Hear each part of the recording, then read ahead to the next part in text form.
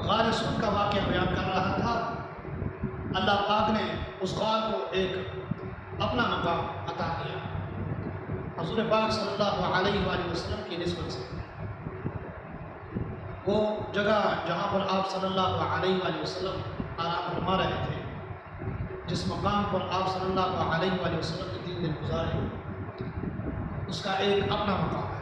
واقعہ سنا رہا تھا کہ ابو بکر صدیق رضی اللہ تعالی عنہ وہ سوراخ جو تھے، جو ایک سوراخ بقایا رہ گیا تھا،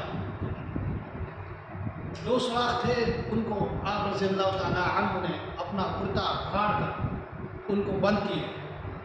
ایک سوراخ بقایا تھا جس میں آپ رضی اللہ تعالی عنہ نے وہاں پر اپنی ایڑی لگائی، ایڑی رکھی تاکہ وہ سوراخ بھی بند رہے، کوئی زہریلی چیز کوئی نہ آئے، تاکہ وہ سوراخ بھی بند رہے، کوئی زہریلی چیز نہ آئے، آپ صلی اللہ علیہ وآلہ وسلم کو نقصان نہ پہنچائے۔ جناب رسول اللہ صلی اللہ علیہ وآلہ وسلم اس غار میں آرام فرما رہے تھے۔ صدیق اکبر رضی اللہ تعالیٰ عنہ نے آپ صلی اللہ علیہ وآلہ وسلم سے فرمایا کہ آپ اپنا سر مبارک میرے سر میں رکھیں تاکہ آپ کی نیند پوری ہو سکے، آرام کر سکیں۔ اتنی دیر میں سانپ نے آپ رضی اللہ تعالیٰ عنہ کو ڈسا اس غار کے ذریعے، اور آپ رضی اللہ تعالیٰ عنہ کو بہت تکلیف ہوئی، درد اتنا تھا، شدت اتنی تھی کہ آپ رضی اللہ تعالیٰ عنہ جو تھے وہ رو رہے تھے، دھیمی آواز کے ساتھ رو رہے تھے تاکہ آپ صلی اللہ علیہ وآلہ وسلم کی نیند خراب نہ ہو جائے۔ اس کو کہتے ہیں عشق، محبت۔ اصل عشق جو ہے یہی ہے۔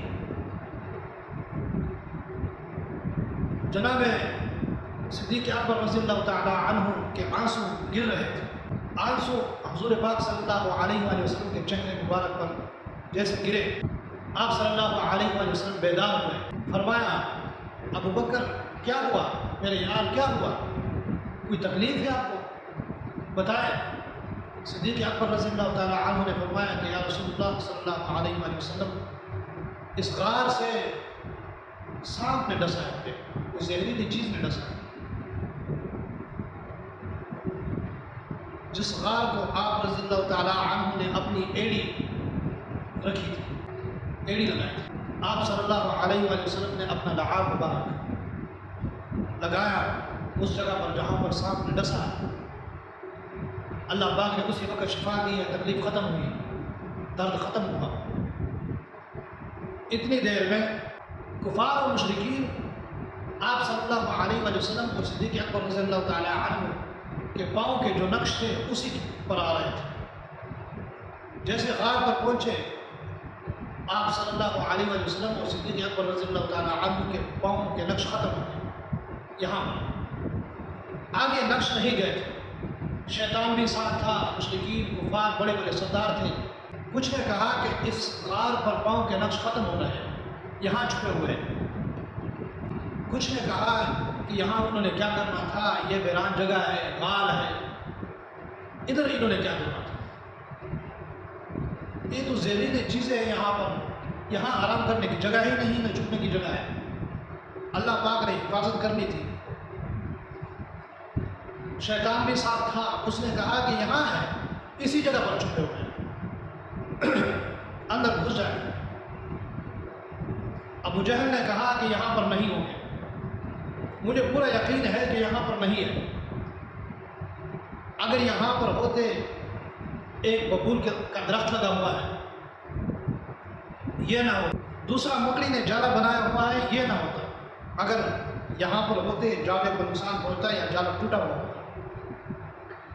تیسرا ایک کبوتری تھی، اس نے انڈے دیے ہوئے تھے، وہ انڈوں پر بیٹھی تھی۔ انہوں نے کہا کہ کبوتر جو ہے یہ اتنے آرام سے بیٹھے ہوئے ہیں، اگر یہاں پر ہوتے کبوتر نے گھونسلہ نہ بنایا ہوتا، اس کبوتری نے انڈے نہ دیے ہوتے، یہاں پر نہیں ہو سکتے، سوال پیدا نہیں ہو سکتے۔ خیر انہوں نے ابو جہل کی بات مان لی۔ سردار جو تھا، بعض کفار نے اصرار کیا تھا کہ یہاں پر ہے، ان کے پاؤں کے نقش جو ہے آگے نہیں گئے۔ آپ صلی اللہ علیہ وآلہ وسلم اور صدیق اکبر رضی اللہ تعالیٰ عنہ ان دونوں کو کفار کے پاؤں نظر آ رہے ہیں، کھڑے باتیں کر رہے ہیں، وہ سن رہے ہیں۔ صدیق اکبر رضی اللہ تعالیٰ عنہ نے آپ صلی اللہ علیہ وآلہ وسلم سے فرمایا، عرض کی کہ یا رسول اللہ کفار تو پہنچ گئے۔ آپ صلی اللہ علیہ وآلہ وسلم نے ارشاد فرمایا کہ میرے دوست، میرے یار، آپ فکر نہ کریں، بے فکر رہیں، اگر ہم دو ہیں تو تیسرا بھی ہمارے ساتھ ہے، یعنی اللہ پاک ہمارے ساتھ ہے۔ آپ کو کوئی پریشان ہونے کی ضرورت نہیں ہے، چنتا کرنے کی ضرورت نہیں ہے، اللہ پاک ہماری حفاظت کرے۔ اللہ پاک نے اسی طرح حفاظت کی کہ اللہ پاک نے ان کو اندھا کیا۔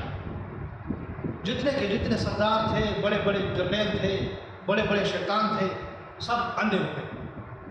آپ صلی اللہ علیہ وآلہ وسلم کی اللہ پاک نے حفاظت کی ہے، سب واپس مڑ کر چلے گئے۔ اللہ پاک حفاظت کرنے پہ آئے، اسی طرح حفاظت کرتے ہیں جیسے آپ صلی اللہ علیہ وآلہ وسلم کی حفاظت ایک بکری اور کبوتری کی جو گھونسلہ تھا اس کے ذریعے، ایک ببول کے درخت کے ذریعے اللہ پاک نے سبب بنایا۔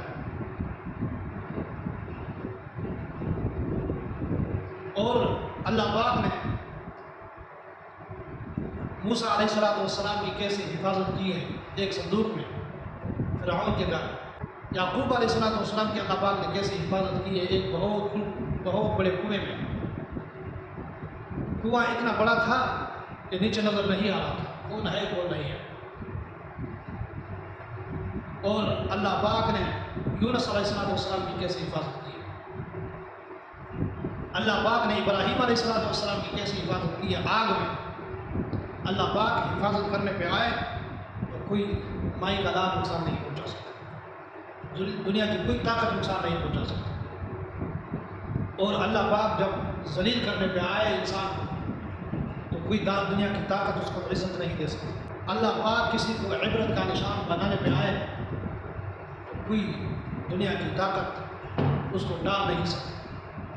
جیسے ابو جہل کو اللہ پاک نے عبرت کا نشان بنایا۔ اللہ پاک نے ابرہا کے لشکر کو ابابیل کے ذریعے تباہ و برباد کیا۔ ایک ایک کنکری چھوٹی سی ہوتی ہے، ابابیل نے اپنے چونچ میں اتنی چھوٹی سی کنکری اٹھائی جو 1 گرام کی ہوگی، زیادہ سے زیادہ 2 گرام کی ہوگی۔ ابرہا کے لشکر پر جیسے گرتی تھی، ہاتھی چیر جاتی تھی، ہاتھی کو وہ کنکری پار ہو جاتی تھی، وہاں پر ڈھیر ہو جاتی تھی۔ اللہ پاک نے نمرود کو جیسے ذلیل کیا، جیسے اللہ پاک نے اس کو تباہ و برباد کیا ایک مچھر کے ذریعے۔ مچھر اس کے ناک میں گھسا، دماغ میں گیا، اللہ پاک نے اس کو اپنے تخت پہ جوتیاں مار دی۔ اللہ پاک نے نمرود کو اس کے تخت پہ ذلیل کیا۔ باہر سے کوئی مہمان آتا ہے، کوئی سوالی آتا تو اس کو درباری یہی کہتے ہیں کہ آپ جو ہے پہلے اس نمرود کو، بادشاہ کو جوتیاں لگائیں، اس کے بعد آپ کا سوال سنیں گے اور آپ کو کچھ ملے گا۔ جس کو تکلیف ہوتی، جو نمرود کا اپنا بندہ ہوتا وہ تو 1-2 جوتی لگائے، جو اس کا مخالف ہوتا وہ تو 1 کی بجائے 10 جوتیاں لگاتا۔ اور درباری اس کو کہتے جو سب سے زیادہ جوتیاں لگائے گا اس کو اچھا انعام دیا جائے گا۔